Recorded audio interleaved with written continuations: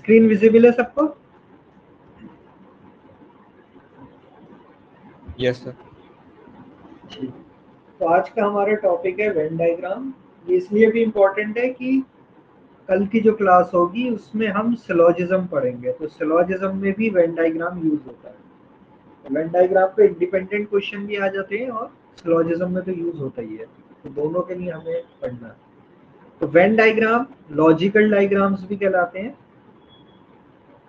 Because ये सिर्फ क्या होता है, ओनली ये लॉजिक को रिप्रेजेंट करते हैं सिर्फ। यानी कि अगर एक छोटा सर्किल है और एक बड़ा सर्किल है, तो छोटे बड़े से मतलब साइज का कोई रिलेशन नहीं है इसमें। साइज या क्वांटिटी को हम शो नहीं कर सकते, हम सिर्फ किसको रिप्रेजेंट करते हैं, लॉजिक। कि दो सर्किल या दो वेन डायग्राम अलग अलग है, इसका मीन्स आपस में कोई भी लॉजिकल रिलेशन नहीं है।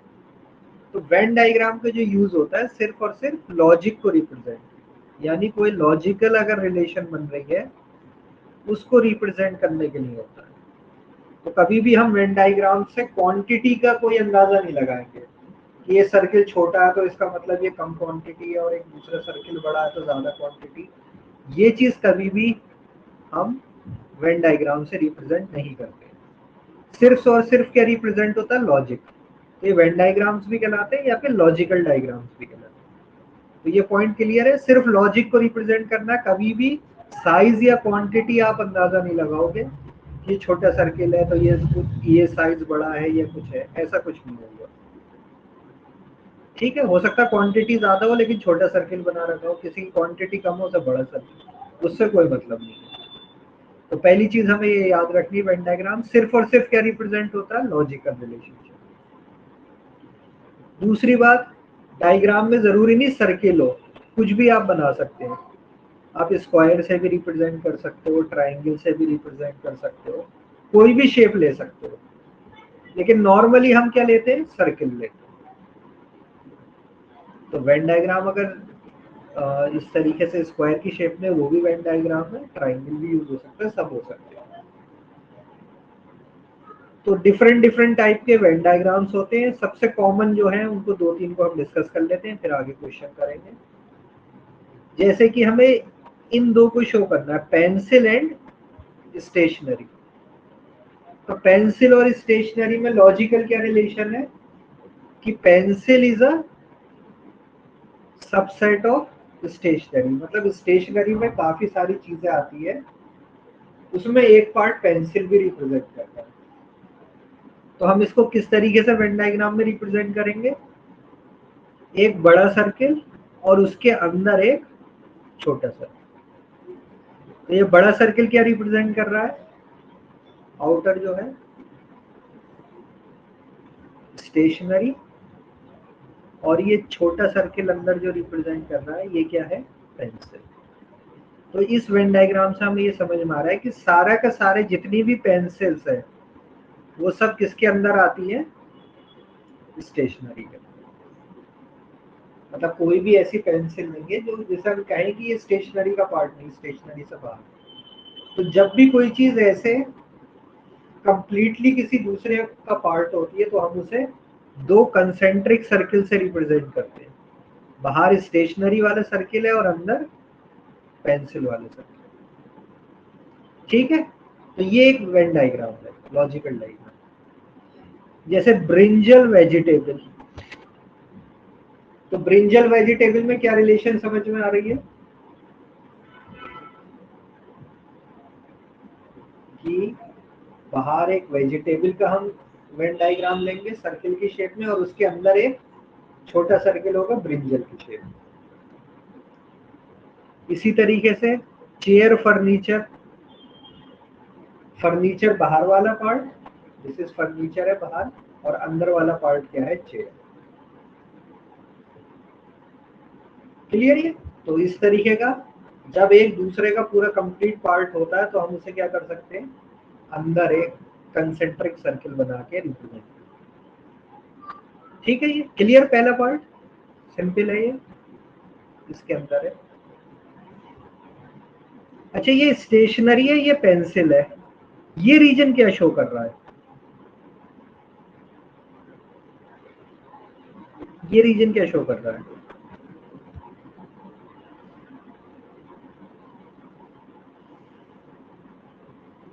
ये रीजन क्या तो है? दूसरे स्टेशनरी के आइटम्स, इरेजर, शार्पनर। पेंसिल के अलावा जितने भी स्टेशनरी के आइटम्स है वो सब इस रीजन में रिप्रेजेंट हो रहे हैं। ठीक, तो ऑल अदर आइटम्स, बल्कि ऑल अदर स्टेशनरी आइटम्स है, सारे के सारे स्टेशनरी एक्सेप्ट पेंसिल। पेंसिल के अलावा जितने भी स्टेशनरी आइटम है ये सब रिप्रेजेंट। तो हमें इस चीज में ये गैस नहीं करना है कि ये सर्किल बहुत बड़ा है, ये रीजन छोटा बचा, तो स्टेशनरी में पेंसिल बहुत बड़ा रोल है और बाकी का कम है। ये कुछ नहीं गैस करना।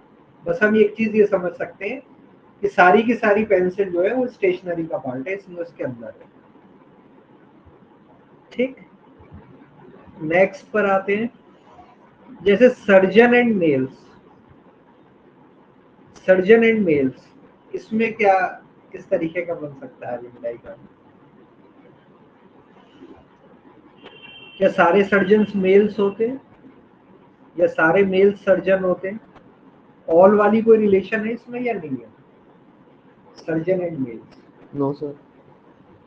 तो इसमें किस टाइप की बन रही? सम वाली, सम सर्जन आर मेल्स। तो सम के लिए हम इस तरीके का वेन डायग्राम बनता है। मान लो ये सर्जन्स को रिप्रेजेंट कर रहा है और ये मेल्स को।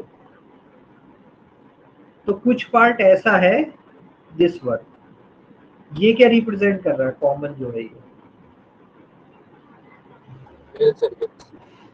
मेल सर्जन्स, यानी बोथ को रिप्रेजेंट कर रहा है, जो मेल भी है और सर्जन भी है, मेल सर्जन। इस तरीके से आएगा। ये रीजन किसको रिप्रेजेंट कर रहा है? This one.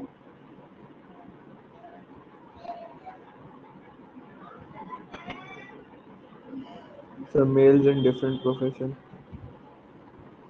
ये सारे मेल्स एक्सेप्ट सर्जन, यहाँ मेल्स नॉट सर्जन। तो जितने भी मेल्स हैं बट वो सर्जन नहीं है, वो ये सबको रिप्रेजेंट कर रहा है। इसी तरीके से ये रीजन किसको रिप्रेजेंट कर रहा है? सर्जन सारे मेल छोड़कर। सर्जन नॉट मेल्स, यानी किसकी बात हो रही है? Female surgeon. भाई नॉट मेल्स का मतलब फीमेल। यहाँ पे दो ही कैटेगरी रहती है, मेल या फीमेल। तो अगर मेल नहीं है तो फिर कौन से होगा? फीमेल। तो ये रीजन किसको शो कर रहा है? Female surgeon. ठीक, बट फिर अगेन वही बात, साइज से आपको कोई अंदाजा नहीं लगाना है कि मेल सर्जन बहुत छोटा रीजन दिख रहा है, फीमेल सर्जन बड़ा दिख रहा है तो वो ज्यादा होती है, ऐसा कुछ नहीं है। सिर्फ लॉजिकल एक रिलेशन बन रही है कि सम सर्जन्स आर मेल्स, मेल्स में से कुछ क्या है? सर्जन है, ये सर्जन में से कुछ क्या है? मेल्स। ठीक है, इसी तरीके से पॉलिटिशियंस और इंडियन, तो एक सर्किल पॉलिटिशियन का है और एक सर्किल इंडियंस का है। तो ये जो कॉमन रीजन है ये इंडियन पॉलिटिशियन, ये किसको रिप्रेजेंट कर रहा है? Indian politician. ये वाला रीजन किसको रिप्रेजेंट कर रहा है?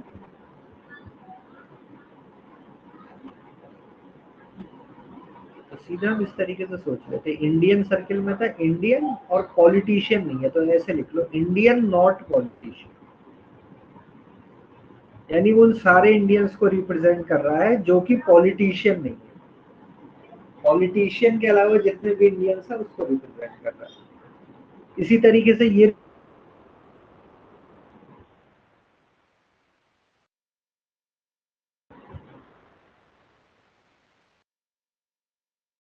इंडियन, यानी ये वो सारे पॉलिटिशियन है जो इंडियन नहीं, मतलब इंडिया के अलावा जिस किसी भी कंट्री के पॉलिटिशियन हो सकते हैं। हमें हमें देखना है जैसे एजुकेटेड, अनएम्प्लॉयड, तो जो दोनों कॉमन है यानी बोथ वाला, वही चीज है, ये बोथ है, इंटरसेक्शन है दोनों का। तो दोनों क्वालिटी है इसके अंदर।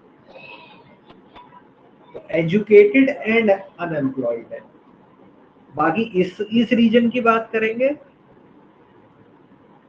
तो ये हो जाएगा अनएम्प्लॉयड बट नॉट एजुकेटेड। इस रीजन की बात करेंगे तो ये क्या है, एजुकेटेड बट नॉट अनएम्प्लॉयड। तो इस तरीके से नॉट वर्ड बना के एक बार लिख लिया करो, फिर तुम समझ जाओगे किसको रिप्रेजेंट करना है। ठीक, तो ये सम वाले में हम इस तरीके के वेन डायग्राम बनाएंगे। और ये डिसजॉइंट सेट्स पढ़े थे जिनमें कुछ भी कॉमन नहीं होता। यानी अगर ये ए सेट है और ये बी सेट है तो डिसजॉइंट मतलब इनका इंटरसेक्शन अगर हम लें तो क्या आएगा, दो डिसजॉइंट सेट का इंटरसेक्शन क्या आएगा, दो डिसजॉइंट सेट का इंटरसेक्शन कितना होता है,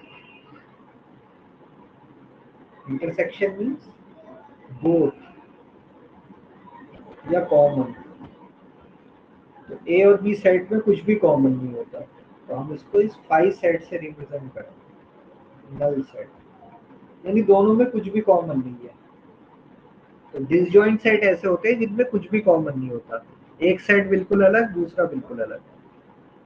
जैसे फर्नीचर एंड कार, तो अगर ये ए सेट हमारा या ए वेन डायग्राम जो है सर्किल है फर्नीचर को रिप्रेजेंट कर रहा है और बी कार को रिप्रेजेंट कर रहा है, तो इन दोनों में कुछ भी कॉमन नहीं, तो दोनों सर्किल बिल्कुल अलग अलग है।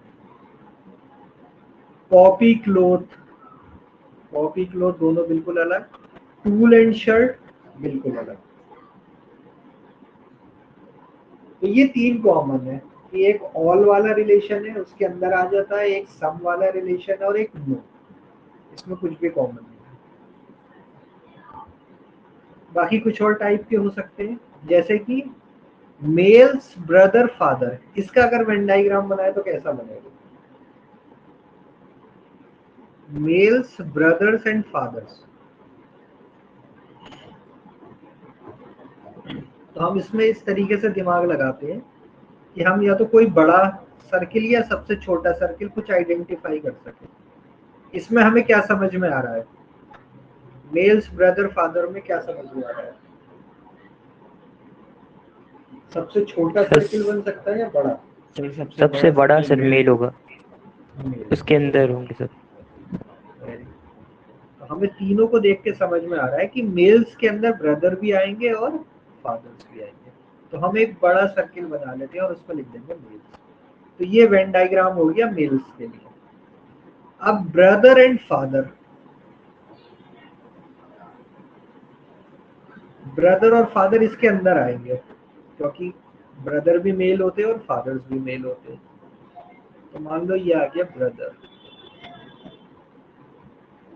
अब फादर का कैसे आएगा, इसके अंदर बनाऊं, सम करके बनाऊं या अलग करके बनाऊं, सम करके सर। सम इस तरीके से फादर। अब बताओ ये रीजन किसको रिप्रेजेंट कर रहा है, जिसमें ये रीजन किसको रिप्रेजेंट कर रहा है। तो पहली चीज सारे के सारे मेल्स के अंदर है, तो मेल्स तो हो गई है, मेल्स भी है, ब्रदर भी है और फादर भी है। यानी वो ऐसे सारे मेल्स को रिप्रेजेंट कर रहा है, all males who are brother and father both. यानी ऐसे मेल्स जो ब्रदर भी हैं किसी न किसी के और फादर भी हैं। तो ये जो कॉमन रीजन आया हमारे पास ये इसको रिप्रेजेंट कर रहा है। मेल्स वाले सर्किल वेन डायग्राम के अंदर भी है, ब्रदर वाले के अंदर भी और फादर वाले। तो हम लिखेंगे ये रीजन किसको रिप्रेजेंट कर रहा है, all males who are brother and father both. ये रीजन किसको रिप्रेजेंट कर रहा है, this one.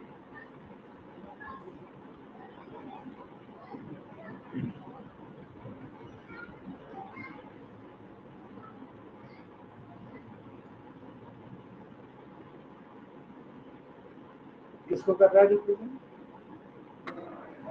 The males who are only father. Yes. तो सबसे इजी तरीका क्या होता है, जिस सर्किल के अंदर आ रहा है उसे लिख लो, मेल्स के अंदर है लिख लो, मेल्स फादर के अंदर है लिख लो, और ब्रदर के अंदर नहीं है तो नॉट ब्रदर करके लिख लो। अब इसे कंबाइन करके तुम रीड कर लो, कैसे पढ़ोगे? तो all males who are father but not brother, यानी ये रीजन ऐसे मेल्स को रिप्रेजेंट कर रहा है जो कि किसी के फादर तो है बट किसी के ब्रदर नहीं। इसी तरीके से ये रीजन, ये किसको रिप्रेजेंट कर रहा है? तो वही चीज मेल्स के अंदर है तो मेल्स वाली प्रॉपर्टी आ गई, ब्रदर वाले सर्किल के अंदर है ब्रदर भी आ गया, लेकिन फादर वाला सर्किल इससे अलग रहा तो लिख देंगे नॉट फादर। अब इसको आप समझ लो ये क्या रिप्रेजेंट कर रहा है? All the males who are brother but not father, यानी वो सारे ऐसे भाई हैं जो कि फादर नहीं है किसी, तो वो सारे मेल्स को कर रहे हैं। ये रीजन किसको कर रहा है? दिस वन, ये रीजन किसको कर रहा है? All males except brother and father. तो हमें क्या दिख रहा है? ये मेल्स के अंदर है, ठीक है, बट ना तो ब्रदर के अंदर है और ना ही फादर के अंदर है। यानी ऐसे वो सारे मेल्स हैं वो ना तो किसी के ब्रदर है ना फादर है।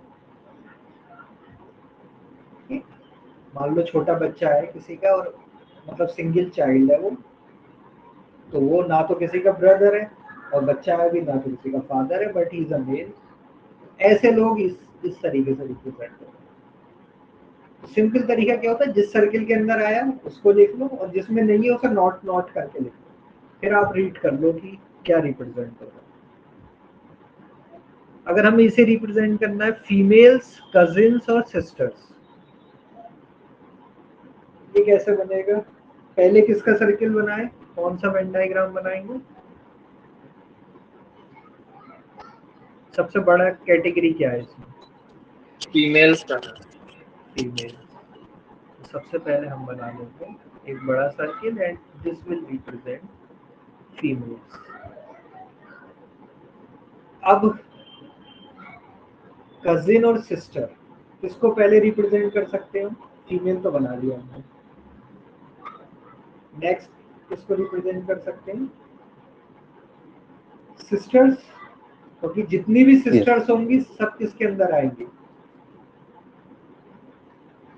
फीमेल वाले सर्किल के अंदर। भाई सिस्टर फीमेल से बाहर नहीं जा सकती ना, तो ये दूसरा सर्किल आ गया एंड दिस रिप्रेजेंट सिस्टर। अब क्या बचा? कजिन। कजिन का मतलब क्या होता है? कजिन में क्या आते हैं? कजिन ब्रदर भी हो सकता है और कजिन सिस्टर भी हो सकती है, क्योंकि इंग्लिश में एक ही वर्ड यूज होता है कजिन, चाहे कजिन ब्रदर हो या कजिन सिस्टर हो। तो कजिन के लिए कैसा सर्किल आएगा?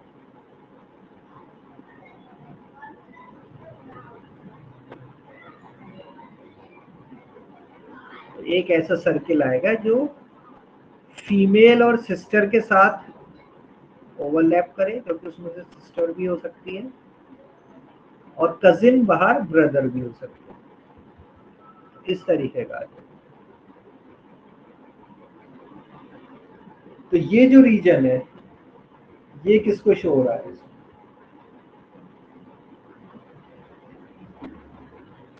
Cousin brothers को। कजिन ब्रदर, क्योंकि हम देख सकते हैं ये कौन सा सर्किल के अंदर है? कजिन्स के अंदर है, बट ना तो फीमेल के साथ इसका कोई रीजन ओवरलैप हो रहा है ना ही सिस्टर के साथ। तो ऐसे सारे कजिन जो कि ना तो फीमेल हो ना सिस्टर हो, इसका मतलब क्या है? Cousin brother. तो ये इस तरीके से वेन डायग्राम हमें बनाने होंगे, तो हमें ध्यान रखना है कि कौन सा रीजन रिप्रेजेंट किसको कर रहा है। क्लियर यहाँ तक? Types of Venn diagram. कोई क्वेश्चन इसमें? तो आगे चलते हैं। For three group of things, you have to choose from the following 4-number diagram a diagram that depicts the correct relationship among the three groups. जैसे moon, earth, universe, इसमें से कौन सा वेन डायग्राम इसे रिप्रेजेंट कर रहा है? Moon, earth, universe.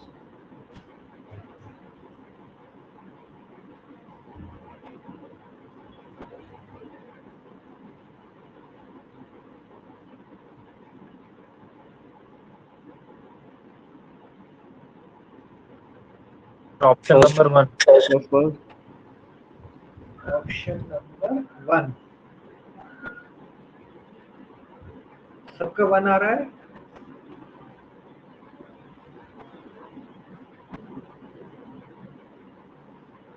तो बाहर वाले सर्किल किसे रिप्रेजेंट करेगा? Universe. यूनिवर्स। कि हर चीज यूनिवर्स में आती है, तो बाहर तो यूनिवर्स आना ही था। अब एक अंदर मून है और एक अर्थ है। अब मून और अर्थ में कोई भी कॉमन नहीं है। मून अपने आप में अलग एक सैटेलाइट है, अर्थ क्या है? प्लैनेट है। तो मून और अर्थ में कुछ नहीं आएगा, तो एक मून और एक अर्थ, आपस में कोई भी रिलेशन नहीं। तो अवर आंसर इज दिस। ठीक, तो क्लियर समझ में? इसी तरह के क्वेश्चन आते हैं, वेन डायग्राम भी होते हैं, या फिर आपको क्वेश्चन में दे रखा है कि अर्थ मून है, इसको कैसे वेन डायग्राम से रिप्रेजेंट करेंगे, या फिर वेन डायग्राम देकर पूछा होता है कि ये चीज आपको ऑप्शन में दे दी होती है कि इनमें से किसको रिप्रेजेंट कर रहा है वेन डायग्राम। तो our answer is this, option 1। Second, India, Pakistan, Asia, इसमें क्या होगा? Option 1. अगेन 1। ऑप्शन 1। तो ये बाहर एशिया कॉन्टिनेंट आ गया। एशिया की दोनों कंट्रीज हैं, इंडिया भी और पाकिस्तान भी, बट आपस में दोनों अलग अलग कंट्रीज हैं, तो कुछ भी रिलेशन नहीं। तो अगेन आंसर नंबर 1।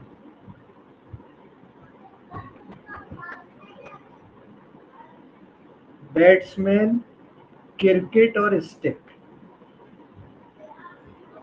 इसमें क्या होगा रिलेशन?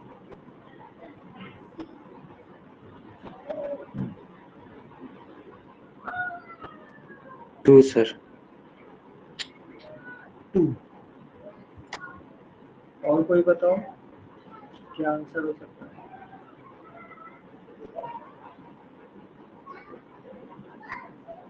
Option 2. 2। इस बार ये बाहर बड़ा वाला सर्किल किसका है? ये क्या रिप्रेजेंट कर रहा है? क्रिकेट। तो क्रिकेट स्पोर्ट्स है और उसके अंदर ये बैट्समैन। तो जितने भी बैट्समैन होते हैं ये सब क्या है? क्रिकेट का पार्ट है। तो सारे के सारे बैट्समैन क्रिकेट के अंदर चले गए। और स्टिक का कोई रिलेशन नहीं, स्टिक क्रिकेट और इसका, तो ये अलग आ गया। तो ये डिसजॉइंट की फॉर्म में आ गया, बिल्कुल अलग। तो क्रिकेट के अंदर पूरा बैट्समैन, क्योंकि सारे बैट्समैन क्रिकेट का पार्ट है, और स्टिक का ना क्रिकेट से कोई रिलेशन है ना बैट्समैन से, तो वो अलग है। तो ये सबसे सही लॉजिकल रिलेशन रिप्रेजेंट हो रही है हमारी ऑप्शन नंबर 2 से। Book, pen, pencil,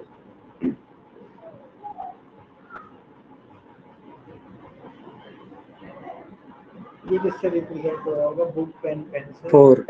Option 4. Option 4। तो बुक अपने आप में अलग है, पेन अलग है और पेंसिल अलग है।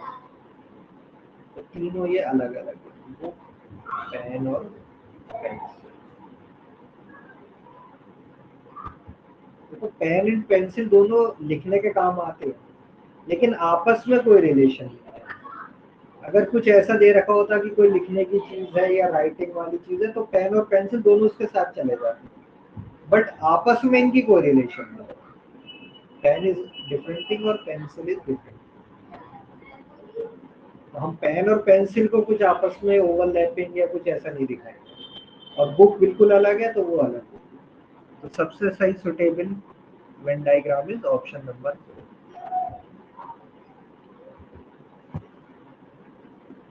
Tennis fan, cricket players and student. इस बार 3 कैटेगरी क्या है, टेनिस फैंस है, क्रिकेट प्लेयर है और स्टूडेंट। सर ए। ऑप्शन 1। और कोई ट्राई करो, क्या आ रहा है किसी का?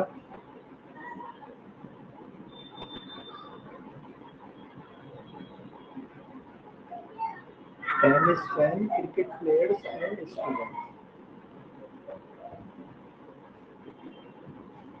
ऑप्शन 1 ही होगा। Option 1, yes. देखो इस तरीके का क्या है, मतलब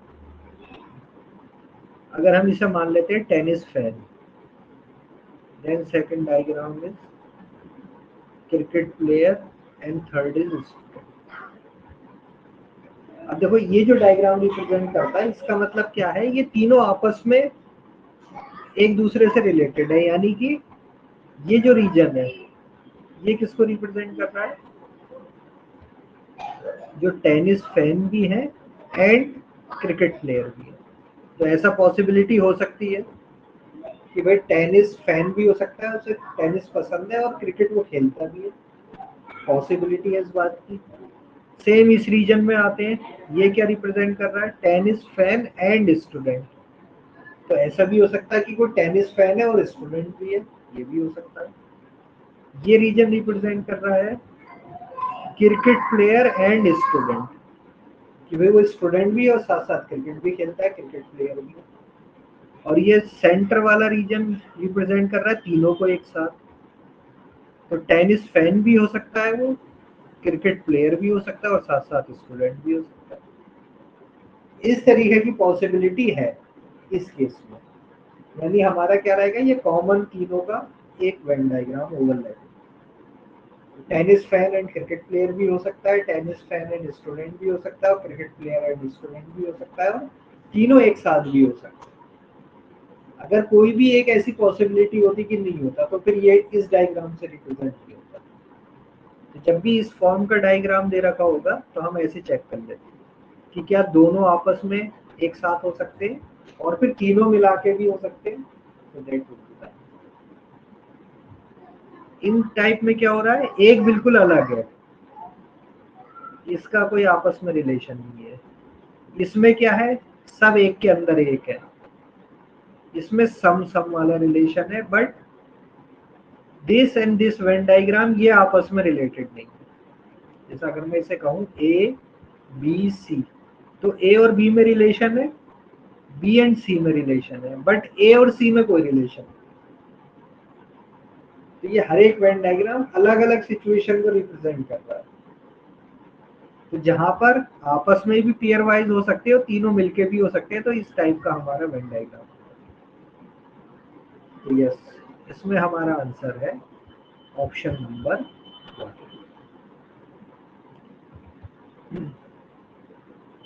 अब दिया है smokers, bidi smokers and cancer patient.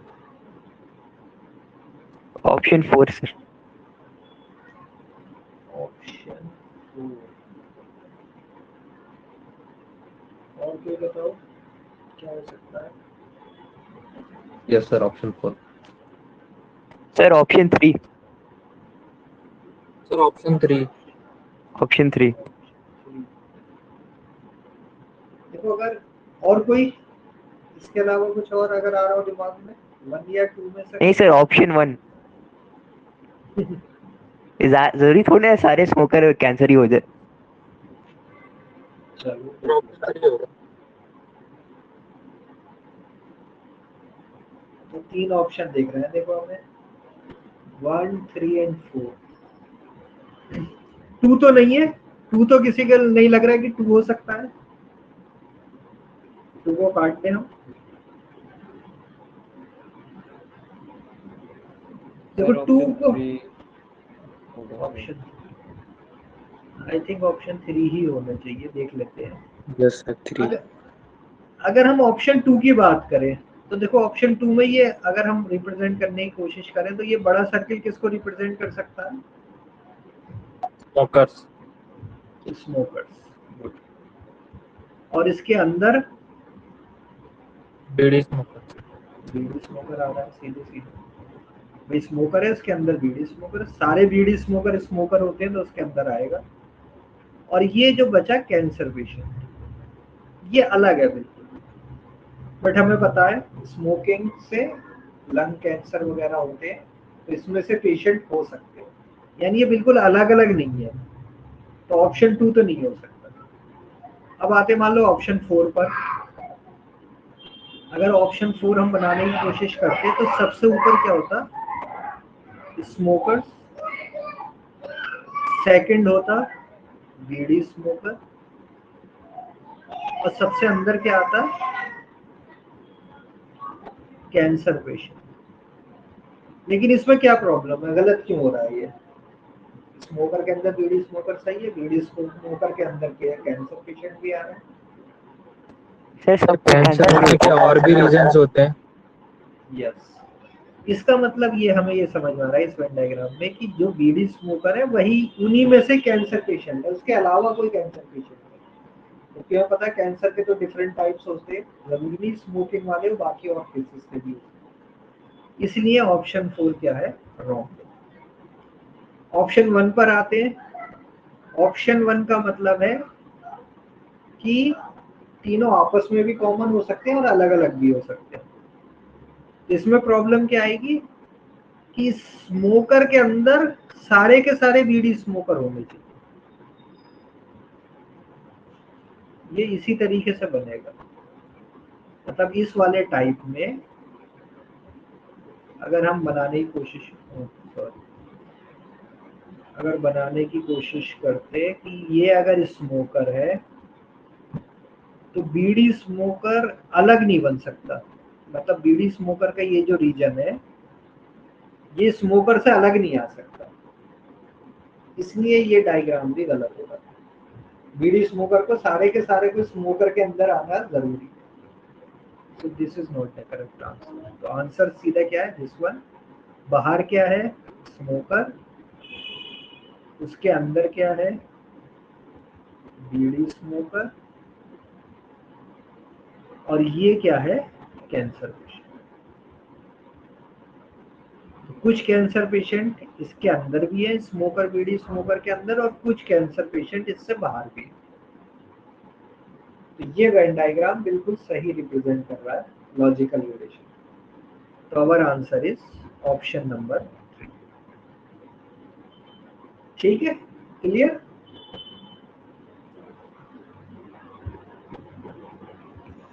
Next है रेक्टेंगल क्वाड्रिलेटरल पॉलीगन्स। इसमें कैसा बनेगा?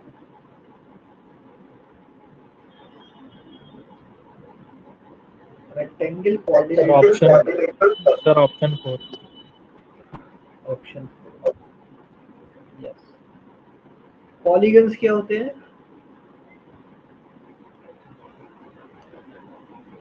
Shapes. having many sides. Poly means many sides. n sided polygon होता तो हम लिख देते हैं n साइड। तो पॉलीगन की इसकी मैनी साइड्स होती है, उसको हम इन जनरल वर्ड होता है polygon.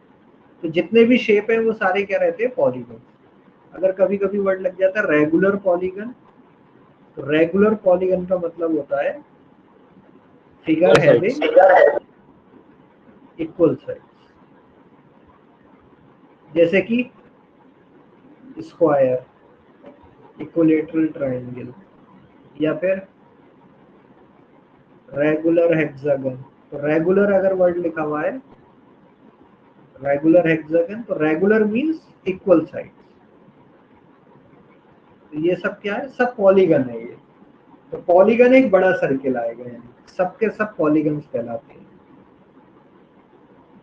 This is a polygon. अब क्या बचा हमारे पास? रेक्टेंगल और क्वाड्रिलेटरल। इसमें से बड़ी कैटेगरी कौन सी है? रेक्टेंगल बड़ी कैटेगरी या क्वाड्रिलेटरल? Quadrilateral. क्वाड्रिलेटरल की क्या होती है definition? Polygon which has 4 sides. तो कोई भी फिगर हैविंग 4 साइड्स। तो 4 साइड जैसे कि स्क्वायर भी क्वाड्रिलेटरल है, रेक्टेंगल भी क्वाड्रिलेटरल है, रोम्बस भी क्वाड्रिलेटरल है, ट्रेपेजियम भी क्वाड्रिलेटरल है, काइट शेप जो होता है ये भी क्वाड्रिलेटरल है। ये सब क्या है? क्वाड्रिलेटरल है। तो सारे के सारे क्वाड्रिलेटरल क्या पॉलीगन के ही अंदर आएंगे, क्योंकि पॉलीगन में सारे शेप्स आते हैं। 4 साइड 5 6 7 3 सब पॉलीगन है, तो इसके अंदर क्या आ जाएगा? क्वाड्रिलेटरल। और अभी हमने देखा रेक्टेंगल, रेक्टेंगल क्या क्वाड्रिलेटरल का ही एक पार्ट है, जिसके अंदर आ जाएगा रेक्टेंगल। तो जितने भी रेक्टेंगल होते हैं, all the rectangles are quadrilaterals and all the quadrilaterals are polygon. तो बड़ा सर्किल पॉलीगन, उसके अंदर क्वाड्रिलेटरल, उसके अंदर रेक्टेंगल। तो our answer will be option number 1। अच्छा, इसमें ये रीजन क्या रिप्रेजेंट हो रहा है? ये किसको रिप्रेजेंट कर रहा है? Sir, quadrilaterals other than rectangle, Yes, except rectangle.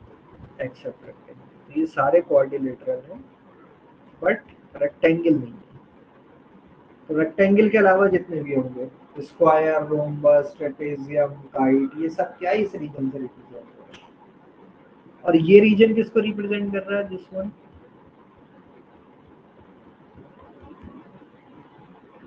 ये रीजन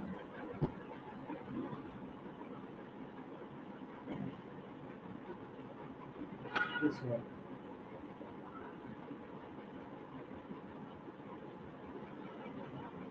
ये रीजन क्या रिप्रेजेंट कर रहा है? Every polygon except quadrilaterals.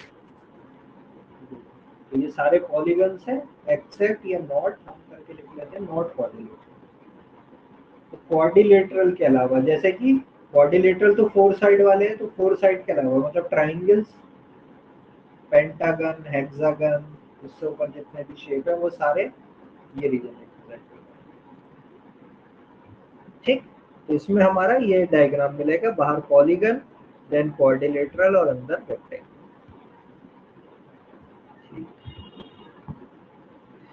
Penguins, kangaroos और बर्ड्स।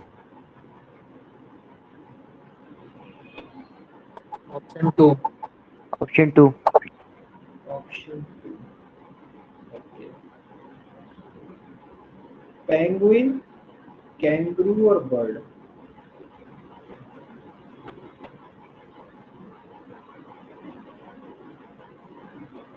तो ये बाहर बड़ा सर्किल कौन सा आएगा? Birds. बर्ड। और ये अंदर पेंगुइन। तो पेंगुइन क्या होती है? बर्ड फैमिली में आती है। वो ऐसी बर्ड है which can not fly, but आती किस फैमिली में? बर्ड की फैमिली। तो पेंगुइन, सारे के सारे पेंगुइन बर्ड्स होते हैं, तो बर्ड्स के अंदर सब पेंगुइन वाला आएगा। और ये आ जाएगा फिर कैंगरूज। तो ये एनिमल फैमिली में है, तो इसका बर्ड से कोई रिलेशन नहीं, तो दोनों आपस में बिल्कुल अलग अलग। तो बर्ड और पेंगुइन से कैंगरू का कोई लॉजिकल रिलेशन नहीं, अलग आ जाएगा। और सारे पेंगुइन बर्ड्स होते हैं, तो पेंगुइन बर्ड्स के अंदर एक सर्किल में पेंगुइन आते हैं।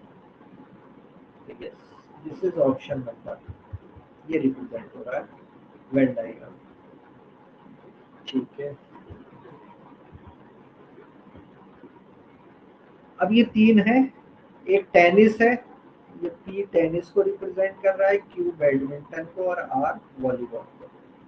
और उसके अंदर रीजन अलग अलग लेटर से रिप्रेजेंट है, ABCDEFG। तो पूछ रहा है which letter represent the set of person who play all the 3 games. All the 3 C. Game किस लेटर से रिप्रेजेंट है? जाहिर सी बात है, जो बैडमिंटन के अंदर भी हो, टेनिस के अंदर भी हो और वॉलीबॉल के अंदर भी हो।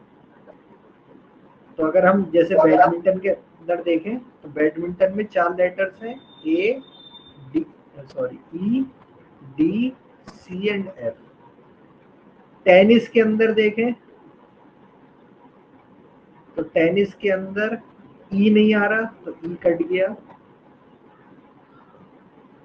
डी और सी में से कोई हो सकता है, एफ भी नहीं आ रहा है टेनिस में तो ये कट गया। वॉलीबॉल के अंदर देखें तो एफ आ रहा है और बी आ रहा है और सी आ रहा है, तो एफ और बी तो है नहीं, सी बचा, डी भी नहीं आ रहा।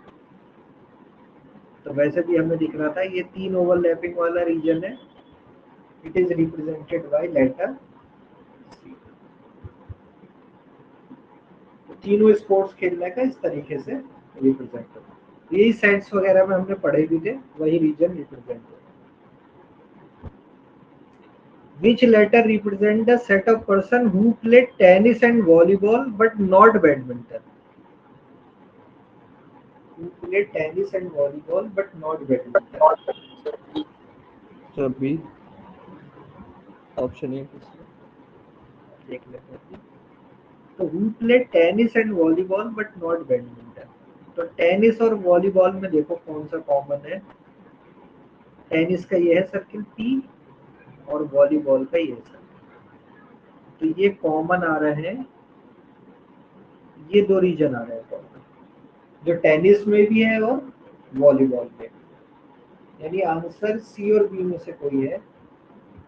बट नॉट बैडमिंटन, बैडमिंटन नहीं खेलते हो, तो ये सी तीनों में आ रहा है, तो ये बैडमिंटन खेलने वाले भी सी में है, यानी सी को हमें कट कर दिया।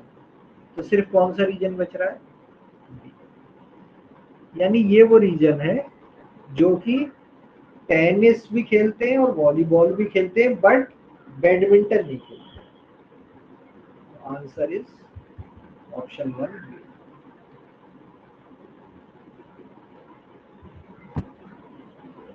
Last question is date of birth. Which letter represent the set of person who play tennis but neither badminton nor volleyball? सिर्फ टेनिस खेलते हैं, यानी ओनली टेनिस। तो हम अगर टेनिस रीजन देखें तो ये पूरा टेनिस रीजन है। तो टेनिस खेलने वाले में कौन कौन से रीजन आ रहे हैं, ए आ रहा है, बी आ रहा है, सी आ रहा है और डी आ रहा है।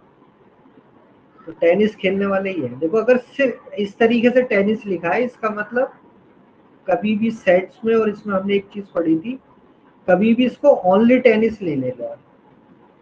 ओनली टेनिस अगर कहीं भी लिखा होगा, ओनली वर्ड, तो हमेशा क्वेश्चन में मेंशन होगा। अगर इन जनरल लिखा है, इसका मतलब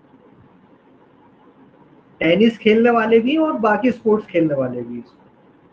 जैसे क्वेश्चन में दिया होता है कि number of people speaking English, मान लो इक्वल टू 80, तो इसका मतलब ये नहीं है कि सिर्फ इंग्लिश बोलने वाले हैं। इसका मतलब हमें देखना पड़ेगा कि मान लो क्वेश्चन में इंग्लिश और हिंदी दोनों बोलने वाले, तो ये दोनों इसमें इंक्लूड हुए हैं। अगर ओनली वर्ड करके लिखा होता है, मान लो ओनली इंग्लिश 20, यानी ये सिर्फ इंग्लिश खेलने वाले, इस बोलने वाले, इसमें कोई हिंदी वाला नहीं।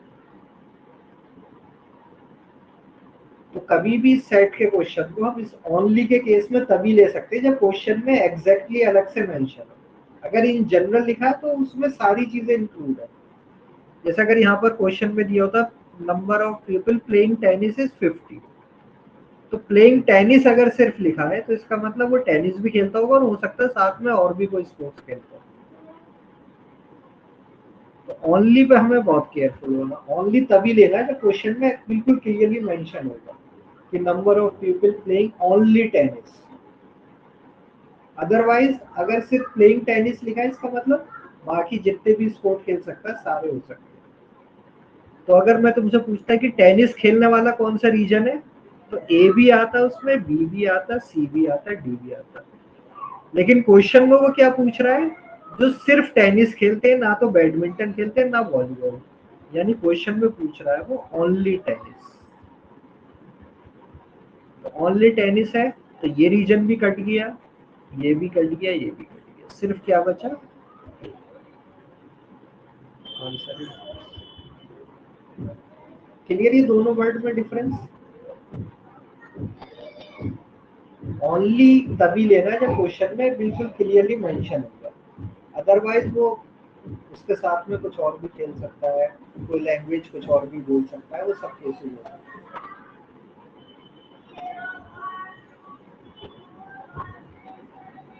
और ये लास्ट टाइप का, इसमें 3 वेन डायग्राम यूज किए, एक सर्किल दिख रहा है, एक स्क्वायर दिख रहा है, एक ट्राइंगल दिख रहा है।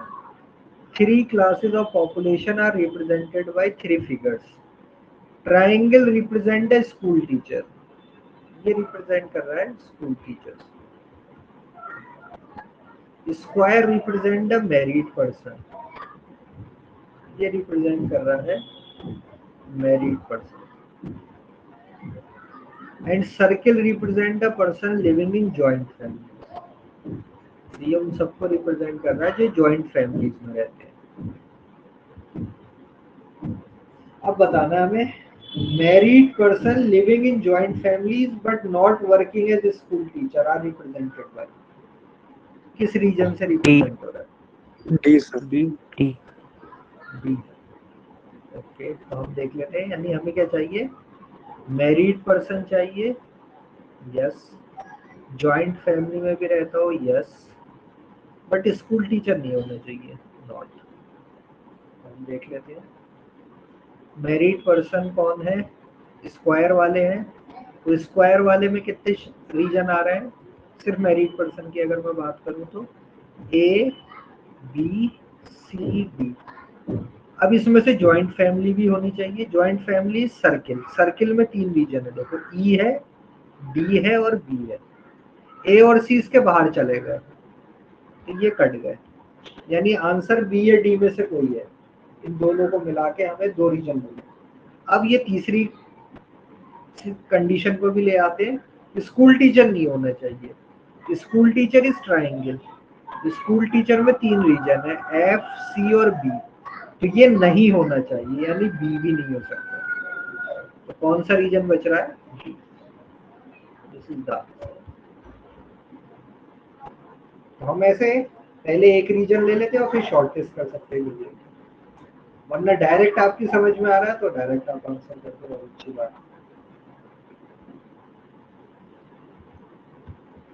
Person who live in joint families are unmarried and do not work as school teacher are represented bye.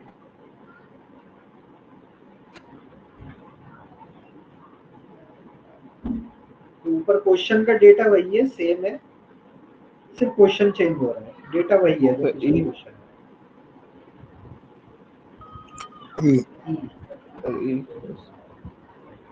तो person who live in joint family, इस बार yes, joint family is yes.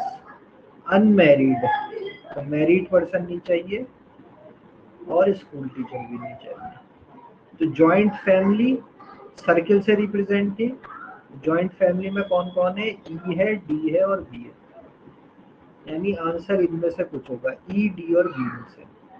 अब मैरिड पर्सन नहीं चाहिए, married person था ये circle वाला reason, तो डी और बी नहीं चाहिए, तो डी और बी कैंसिल हो गए, सिर्फ क्या बच रहा है? ई। स्कूल टीचर नहीं चाहिए, वो भी बी कैंसिल हो रहा था, यानी आंसर इज।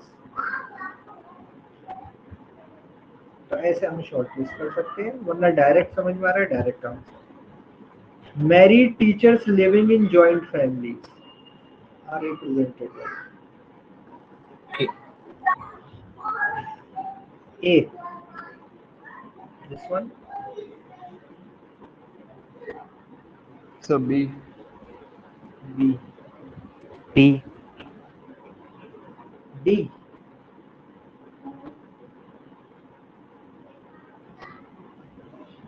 अब देखो क्या पूछ रहा है? मैरिड टीचर्स, यानी मैरिड पर्सन भी चाहिए, टीचर भी चाहिए, and living in joint family, joint family में भी होनी चाहिए, यानी तीनों को कॉमन रीजन। तो हम अपने उसी हिसाब से चलते हैं, अगर डायरेक्ट दिख रहा है तो अच्छी बात है, वरना हम ऐसे लेके चलते हैं। मैरिड पर्सन था ये स्क्वायर, तो स्क्वायर के अंदर 4 रीजन है, ए बी सी डी, इन 4 में से कोई होगा?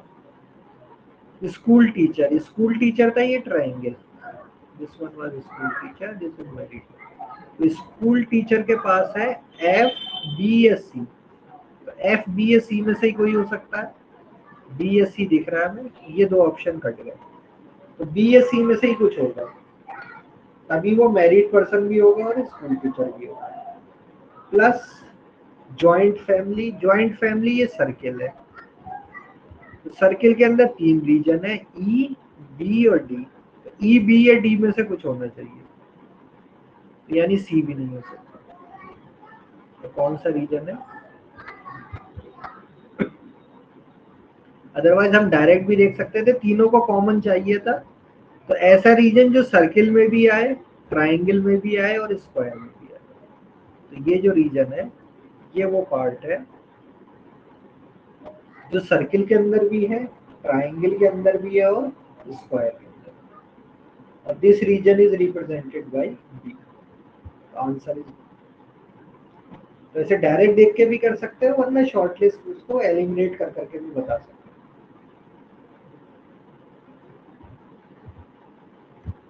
लास्ट क्वेश्चन आज की क्लास का, in the following diagram 3 classes वही है सब कुछ। स्कूल टीचर Option हुआ A. Neither married, option A. Sir, option C. Option C, तो स्कूल टीचर चाहिए हमें, यस, हुआ नाइदर मैरिड पर्सन नहीं चाहिए, nor do live in joint family वाला भी नहीं चाहिए।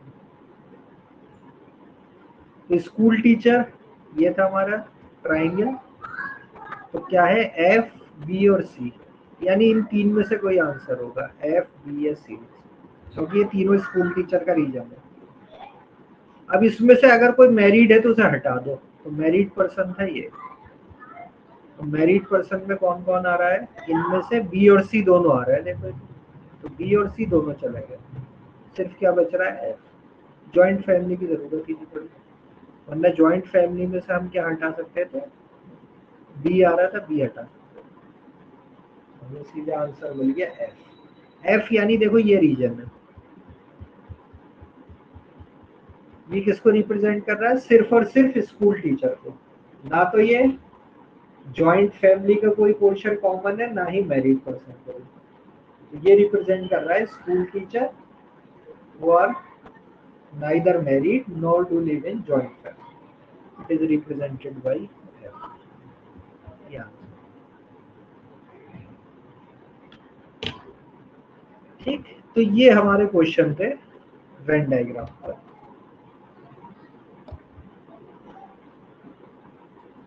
तो कोई क्वेश्चन वेन डायग्राम से रिलेटेड?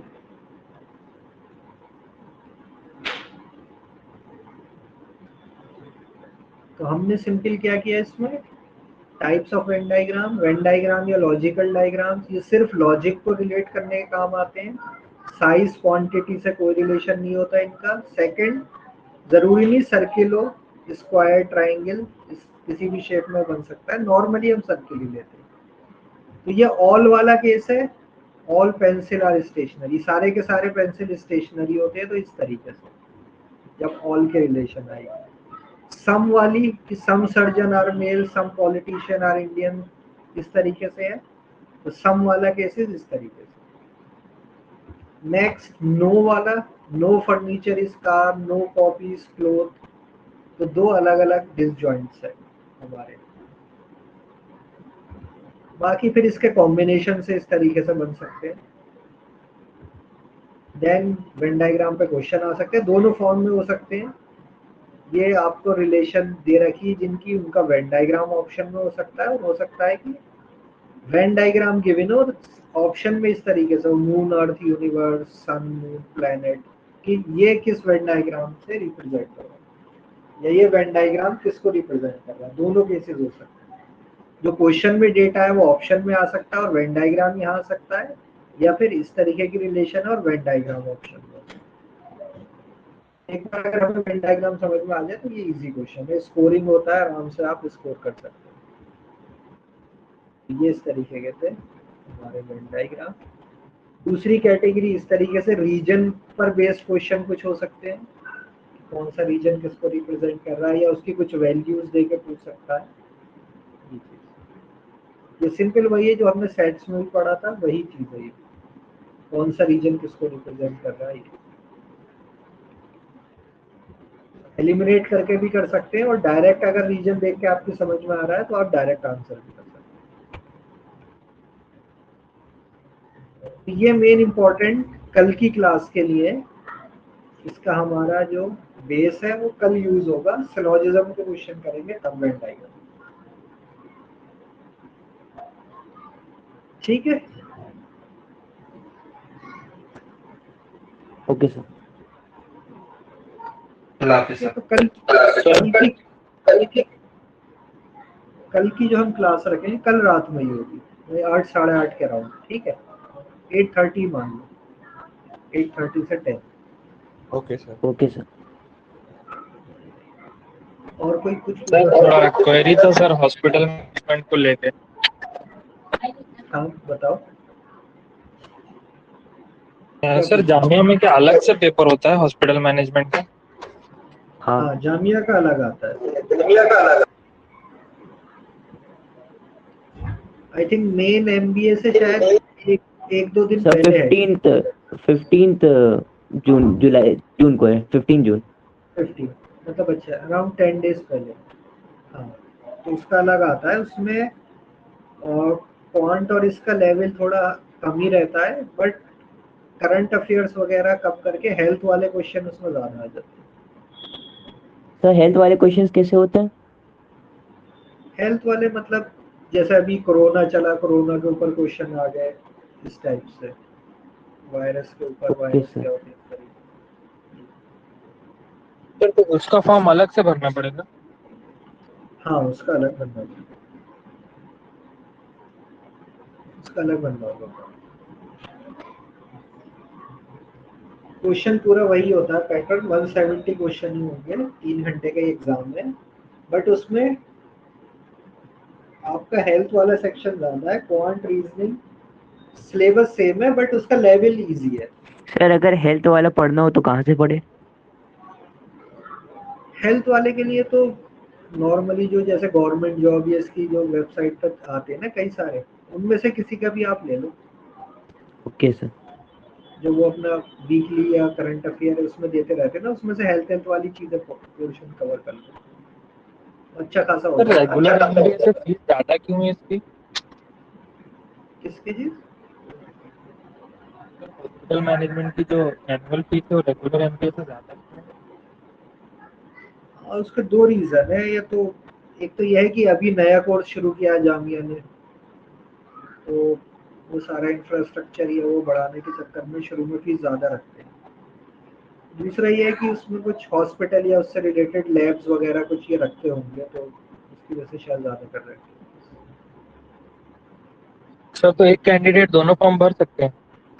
हाँ हाँ, आराम से भाई। कितने भी आप मास्टर्स लेवल के भर सकते हो अलग अलग, उसमें कोई भी।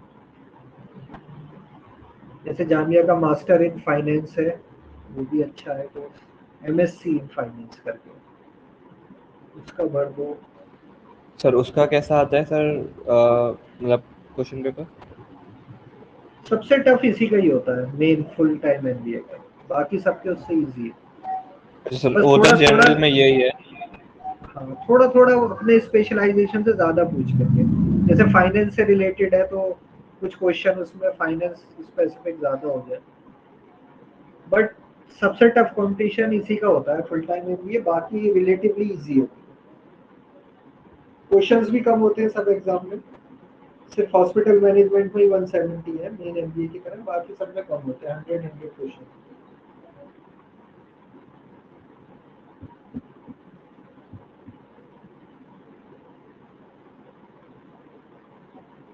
ठीक है।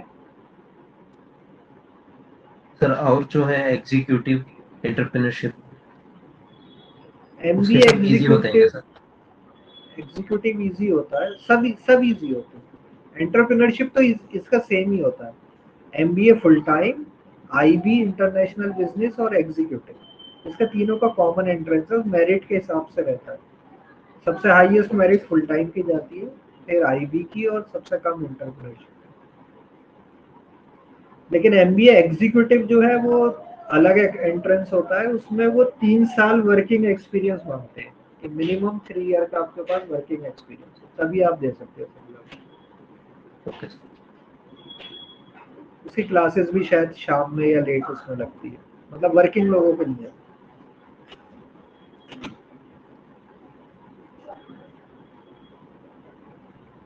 ठीक है, फिर क्लास एंड करें। यस ओके सर, अल्लाह हाफिज। अल्लाह हाफिज़।